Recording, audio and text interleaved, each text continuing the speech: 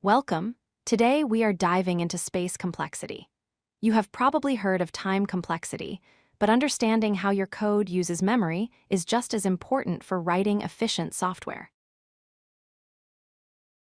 First, let us define it.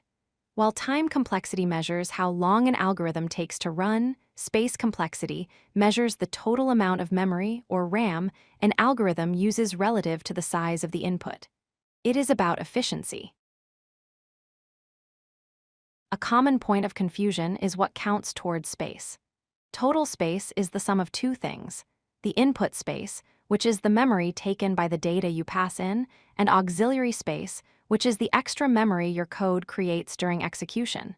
Usually, when we optimize, we focus on minimizing the auxiliary space.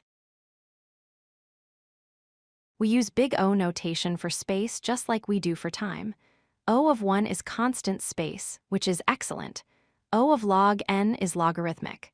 O of n is linear, meaning memory usage grows with input. And O of n squared is quadratic, which consumes memory very rapidly. Let us look at constant space, or O of 1. In this function, we have a loop processing an array. However, we only create a single variable called total to hold the sum. Whether the array has 10 items or 10 million, we only use that one extra chunk of memory. This is highly efficient. Now consider linear space, or O of n in this example. We want to double every value. We create a completely new list to store the results. If the input list has 1,000 items, our new list also needs space for 1,000 items. The memory usage grows directly in proportion to the input.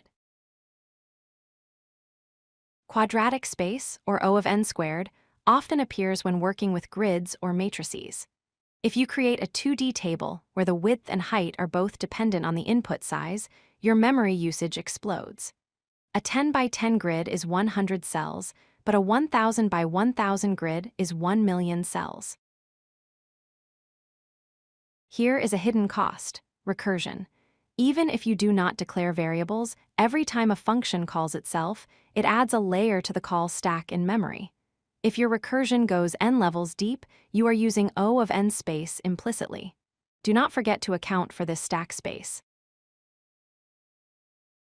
In computer science, there is often a trade-off. Sometimes you can make an algorithm run faster, meaning better time complexity, by using more memory, which is worse space complexity. A classic example is caching or memoization, where we store results to avoid recalculating them.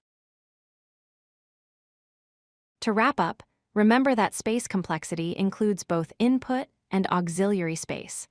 O of 1 is your goal for efficiency. Watch out for the hidden costs of recursive call stacks, and always consider if you can trade some memory to gain speed. If you like this video, hit that like button and don't forget to subscribe. Visit codelucky.com for more such useful content.